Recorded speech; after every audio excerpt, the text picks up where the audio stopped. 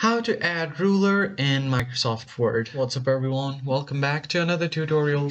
In this video, I'm going to show you guys how to easily add ruler in Microsoft Word. But before we begin, make sure to head down below to give this video a quick like and hit the subscribe button as well.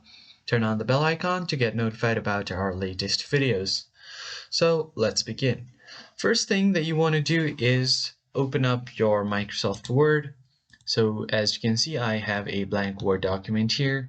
So I'm just going to import some random words here first. And so as you can see here, I've imported some random words. Now, in order to add ruler, what you need to do is go ahead and click on the view option at the top of your screen. And from here, you will find the ruler, grid lines, and navigation pane. So just click on ruler and it will turn on the ruler of your Microsoft Word. So what this will do is if you select any lines and move the ruler, the line will move accordingly like this. And if you select a whole paragraph, the whole paragraph will move with the ruler. And if you just put your cursor in a specific line, only that line will move, and you can also move the upper line like this as well.